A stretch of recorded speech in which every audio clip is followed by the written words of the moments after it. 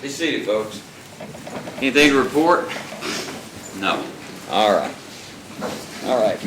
Let's go. We're up to the video. We got it up on the screen now. Go ahead, Bob. So you can spell with me.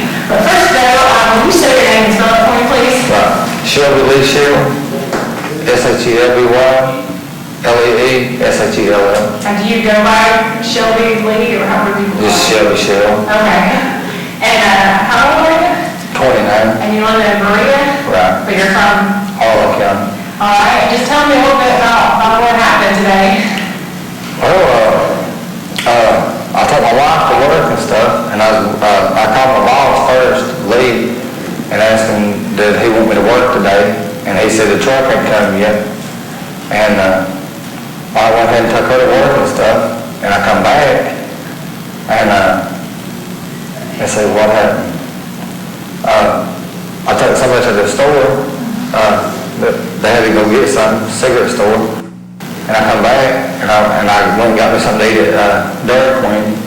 Then, after that, let's see, I was sitting in a parking lot, waiting on my brother to come pick me up, because we're going to spend a brotherly day, you know what I'm saying, I've been locked up all my life, and my brother was going to come pick me up, and because I'm on my way down there, I do, but I don't, you know what I'm saying, I don't want to, it's too high on gas that way. I told him I'd give him gas money, you know what I'm saying? If he wants to come pick me up, I'd buy some shoes and some clothes and stuff. He's got the text on his phone, And he said, I can't talk right now, this and that, because of that lady. But he said, I'll call you in about 13 minutes. He texted that on the phone. And so I was waiting on him to call me or do something, And so I was talking to one of my buddies on the phone and stuff. But at that time, a van pulled up, they was all camouflaged up. I didn't know what it was. I thought they was just coming from rob me. You hear me for real? Because I didn't know that. I seen guns and stuff, and I'm like, is this real? You know what I'm saying? I couldn't believe it. You know what I'm saying? For real, Next thing you know, they was telling me to drop the phone and stuff, and I went to drop the phone. That's my wife's phone. Next time we get out of the truck, and they said, drop the phone on the ground. I said, look, man, when they said sheriff's department, there's a wild van, And I said, cop cars. I said, I ain't gonna drop my phone, I lay it on the ground, They said, drop the phone, I thought they was gonna shoot me and stuff. So I bent down and laid the phone down anyway. They said, on the ground, so I got on the ground. They said, put your hands behind your back. I put my hands behind my back. Then they told me to crawl through them, so I crawled through them and stuff. And I tried to ask them what was going on. They said, they tell me, they never tell me until I got here, They kept on, we went from here to, I think, I ain't for sure where we was at, but we changed cars. They put me in another car and brought me on here. So you had no idea you were coming from Berea, Harlan County? I didn't know nothing. And so once you realized you were coming to Harlan County, then what went through your mind? Well, I didn't even know. I was like, it's a mistake. They got the wrong one at first, but then when they said I got one phone, I'm thinking, well, it's child support. Why I didn't go to court? But I paid my child support, and already, Then they called up, and they said, go and fax my paper, and I said, well, they ain't gonna come at me like that. No, not that rough. Something happens, I didn't know what it was, They wouldn't tell me nothing. I was like, well, I'll beat it, whatever it is, because I'm innocent, How long have you lived in Berea? Let's see. Just rough estimate, if you're not exact. Probably November 14th. I said, no, I got out November 29th. December 14th. So just a couple months? Yeah. Okay. Well, December 14th. What's part of Harlan County area? Everett. Oh, did you know, so did they tell you what they brought you in here for? Have they told you? Yeah, they brought me in here and they said it's for, there was no charges and stuff. They said it was, first degree murder, first degree robbery, first degree arson, kidnapping, handling physical evidence, burglary first degree, and Whitley County, possession of a handgun by convicted felon. I didn't have no handgun. That ain't my handgun, My brother had a handgun yesterday, but I ain't allowed around the gun, I didn't really, I seen it, and looked at it, but I handed it back to him. I'm not supposed to be around no gun, but I did anyway, I handed it back to him, I ain't allowed around him, but. So what did you think when they told you you were charged with murder. Oh, man, it tripped me out, freaked me out. Then I called the house. I tried to call my wife on first to tell her, you know what I'm saying, everything's gonna be okay. I'll beat it in court, because I will, you know, because, I mean, I didn't do it, you know what I'm saying, they ain't got no evidence on me, you know what I'm saying, I ain't done nothing. Then, my brother, he's from Whitby County, and that's where the gun's from, you know what I'm saying? They should be able to trace that back to him somehow. But, anyway, I don't know, I called my stepdad, he said, well, Ernie just called and said you was gonna kill us all. I said, well, I was just up there yesterday, you know what I'm saying? And I tried to get him to stop by her, and he didn't stop. He said him and my stepdad was having trouble and stuff, and he didn't want to stop her, you know? But I said, well, let's see Mom anyway, because I come all the way in anyway, you know what I'm saying? I see Mom and Steve, you know, and the kids and the babies. But, no, I just called on my free phone call, I tried to call my wife and stuff, and I couldn't get a hold of it, I got a recording where his answer machine on the phone. Then I went and called my stepdad and stuff, my mom, and they was going to tell me what Ernie said. And Ernie's one I was with yesterday, you know what I'm saying? He gave me some gold for real, just a little bit pieces of gold, you know what I'm saying, mashed up, you know? I mean, and I didn't understand that. I sat and looked at it and everything. He gave me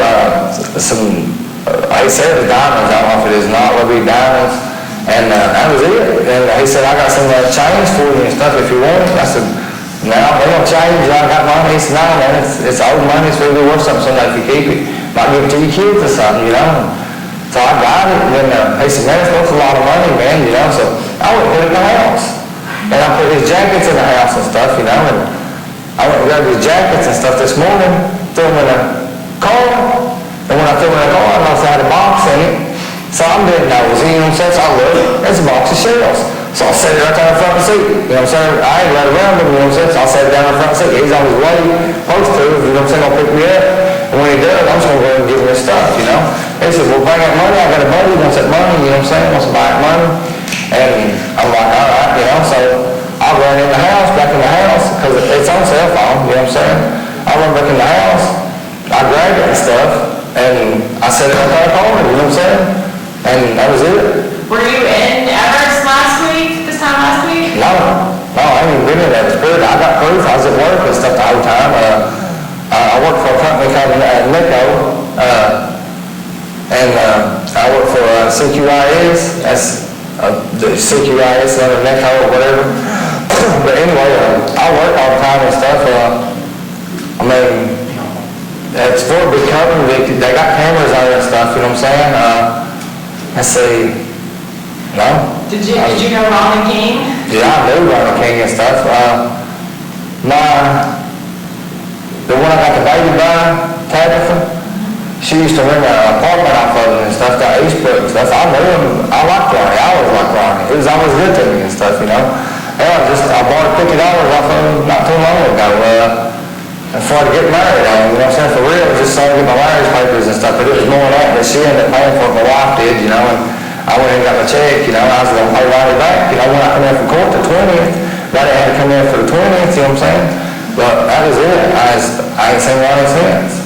So what did you think when they told you you were accused of killing Ronnie? I didn't know what to think, for real, it kind of scared me, it let me out, you know what I'm saying, for a minute, you know, I'm like, you know, I beat it, you know what I'm saying, I will beat it in court because I didn't do it, you know what I'm saying, I know I got alibis and, you know, I've got seen on tapes, I've been places, you know what I'm saying, I've couldn't been to places at one time and I live out there in Berea. And are you sad that Ronnie died then? Yeah, I like Ronnie a lot. Ronnie was good to people, Ronnie was a good man, he really was, he was good to everybody. People, I mean, he always looked up to people, you know what I'm saying? He rented places out, I mean, women and kids and stuff that didn't have a place, you know what I'm saying? Ronnie was a good person, for real, he really was. So you're saying you wouldn't want to hurt Ronnie? No, Lord, no. I love Ronnie, man. I mean, he's a good friend of mine, you know? I mean, I wasn't that close with him, you know? I mean, just, my sister rented off of him a few times, and Tabitha rented off of him. He's always been good to me. I take the rent money in there all the time and stuff, but she would one, you know? And he'd always been good to us, for real. He was always good to us. Did you ever know he was dead? No, I really didn't. Let's see, I think it was my brother called me he was dead, or either he called me or my mom. I I called my mother's house and stuff, and my uncle went to Everett or something, then he come back in saying Ronnie was dead and stuff, and I said, "Are you serious?" You know what I'm saying? He said his hands was chopped off, his arms and stuff, and that was horrible, you know what I'm saying? It really was, you know? Because I liked Ronnie. Not even really, for your family, they were traumatized, brutal type. Yeah. Taped up to a chair and stuff, his throat cut. That's bad, you know what I'm saying? I mean, I couldn't hurt a fly, you know what I'm saying? I might have made mistakes in life and went to prison, you know what I'm saying? Before then, you know what I'm saying? But I was young and stupid now, you know what I'm saying? I've grown up a lot now, you know? That was back in 2000, you know? I'm never gonna mess something like that. I just ain't got out, you know what I'm saying? I mean, I just ain't got married, you know? I was doing good, man. I was. Were you ever married time, or was just a girlfriend? That was one of my girlfriends and stuff at the time. You That I got married by. Okay.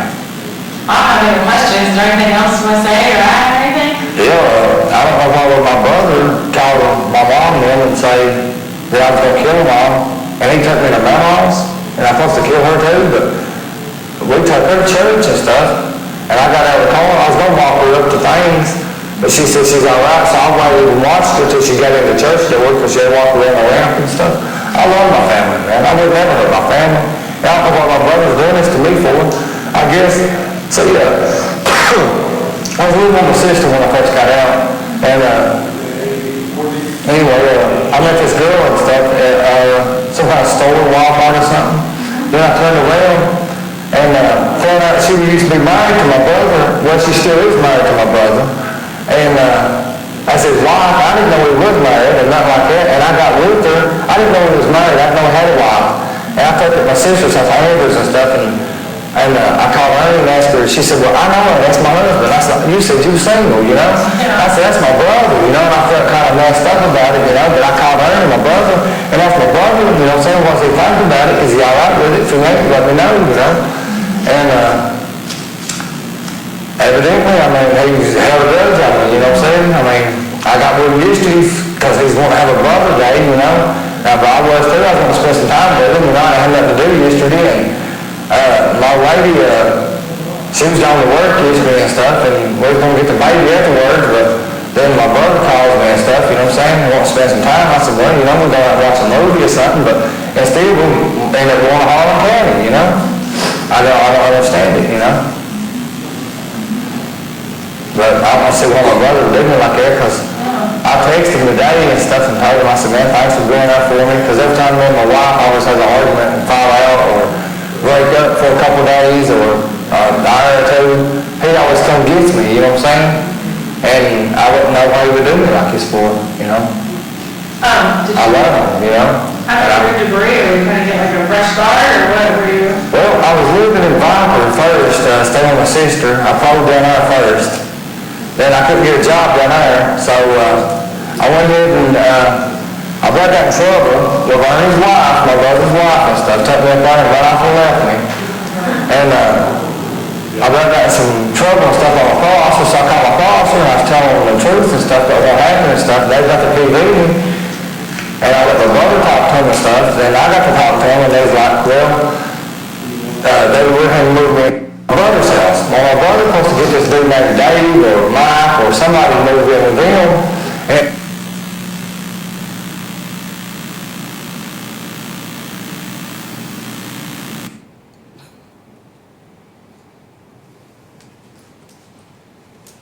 is that the video you received from WYMT that you paid for? Yes, sir, it is. Did you examine it many times? Yes, sir, I watched the video. And did you rely upon that as you continued your investigation to go down various paths, or as you mentioned your hand, various fingers to go down various leads? Yes, what I could, I did.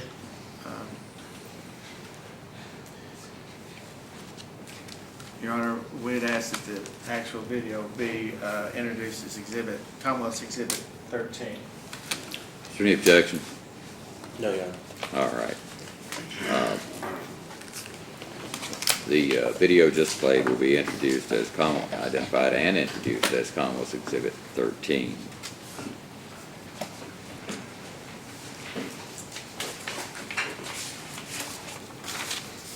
course, as the judges admonished the jury, he's been arrested, he's in jail, but he was innocent then, and he sits here today innocent.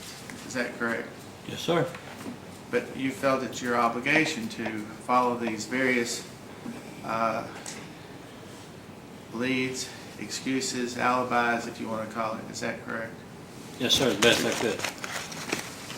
Could you explain for the jury how you did that, or what you did, in terms of any relevant information about his brother and things of that sort, and the location, whether he was at work, and various other statements that were made? Did you try to give the benefit of the doubt and look into those allegations? Well, he stated to me that he had been, he and his wife were on the way to bingo. They got in an argument, and they went to McDonald's in London. Contacted the McDonald's in London to see if they had any video, or if anybody could remember. Talked to the manager. I can't remember the manager's name. Advised if they had no video footage of the place. Found the receipt in his pocket, or a faxed letter in his pocket when he was arrested. Had a date on it. I checked with the Madison County Public Library, got their video footage, checked to see whether or not the date on the fax machine was correct or it was off. The date on the fax machine was off, I think a day and some hours. As he said on the video, he was at work at the time of, he was not in Everett, he was at work. I contacted his boss at CQIS, Lee Miller, who informed me that he was not at work.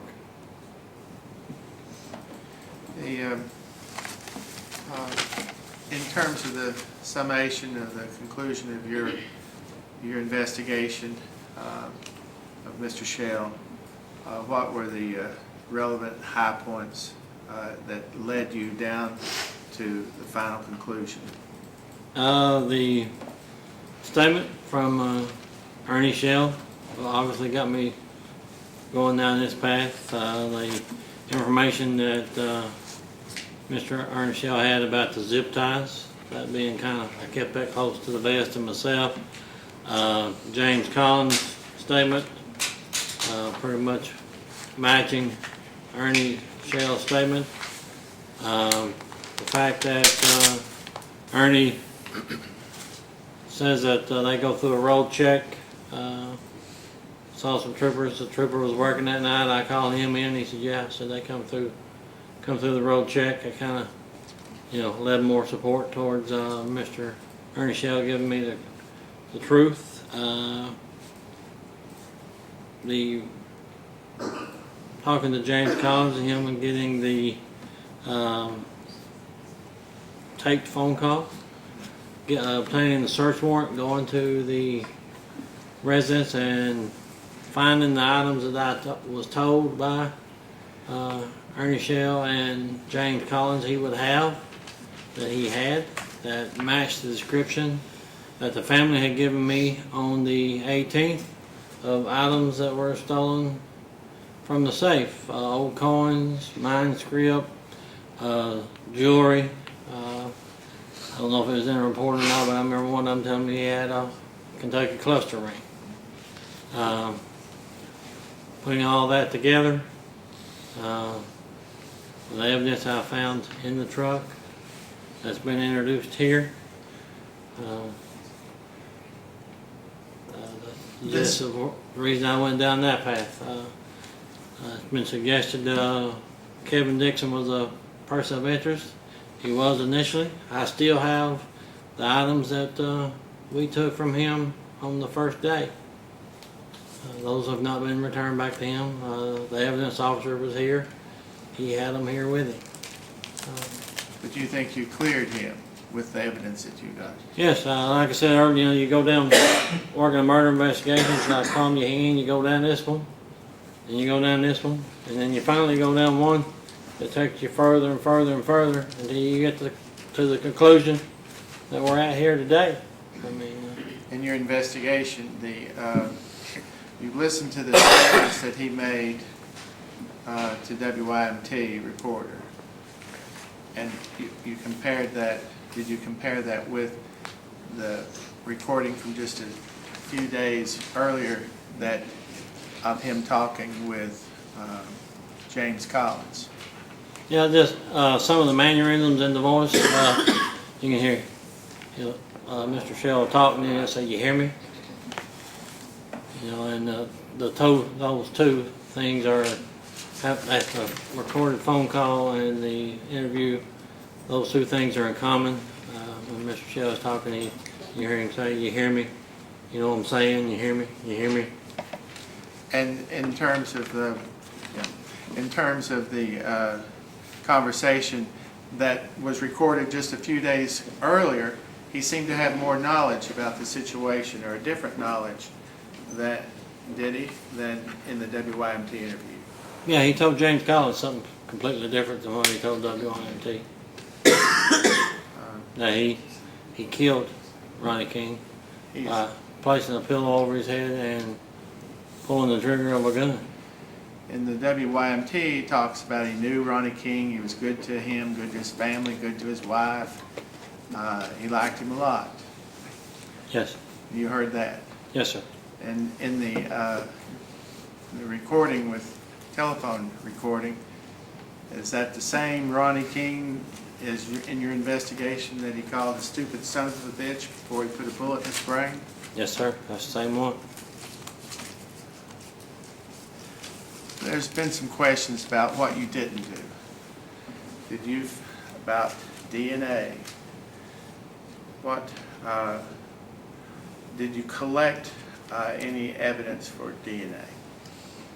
Yes, the medical examiner collected a what we call a sexual assault kit, which basically takes in evidence from the person. It's combed head hair, combed pubic hair, pulled head hair, pulled pubic hair, the underwear, different things like that. All that was sent to the crime lab for examination. Was there any DNA evidence of Shelby Shell? Was there any obtained? Any that linked Shelby? Any that linked Shelby Shell with DNA? No. Were there any fingerprints? No, we tried to get fingerprints from us. Sent the duct tape from the body to the fingerprint lab. The fingerprint lab itself came to the crime scene and attempted to gather latent prints. None of the items that I submitted or that they come and tested recovered any latent prints. It's kind of, CSI, you watch it on TV, they can solve 3 murders and a goat raping in an hour, but, real life, it's been 6 years to get to this point. The fact that you didn't have any fingerprints, didn't have any DNA, didn't have a security camera showing the murder take place, did that change in any way your investigation and your conclusion that Shelby Shell killed Ronnie King as you testified earlier? No, it did not. Is there anything I haven't asked you about or Mr. Lee haven't asked you about in terms of your investigation that led you down this path to where we are today? No, sir, not that I can think of. Have you heard of anything in this court or anything at all in the years since 2013 that changes your investigation or changes your professional opinion of this investigation and the conclusions? No, sir. And what do you believe today in your heart?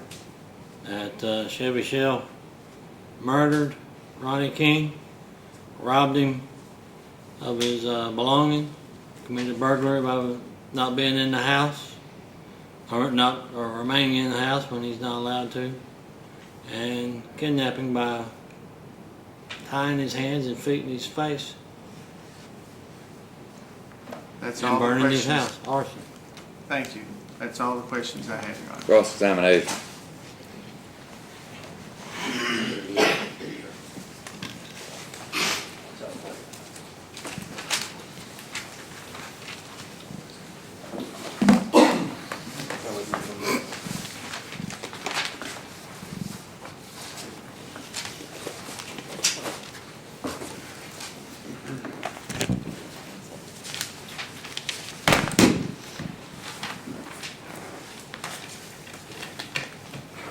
Yes, we're ready for cross, whenever you're ready. I'm sorry?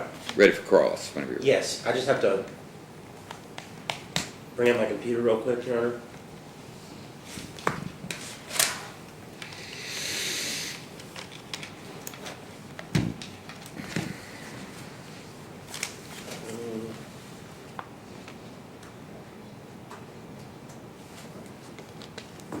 I'm probably gonna need to play that in a minute. I just wanna make sure that works.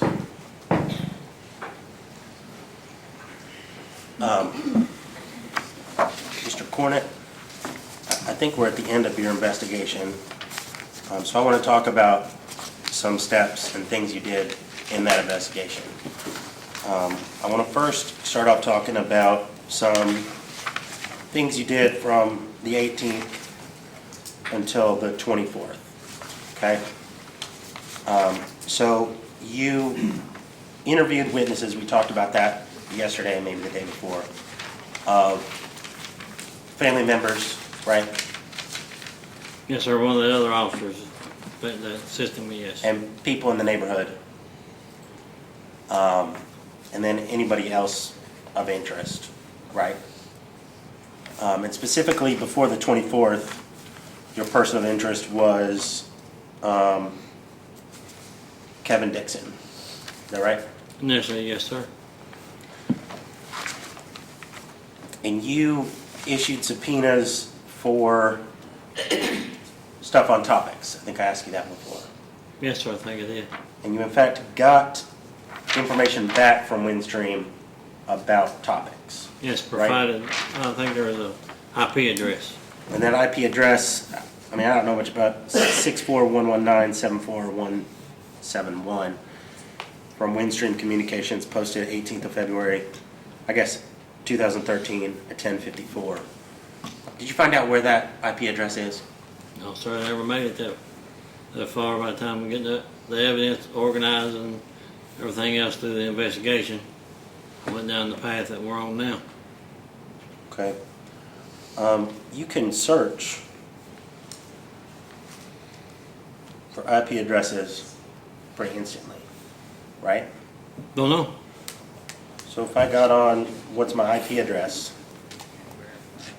when I typed in that location, Your Honor, may we approach, check, have a detection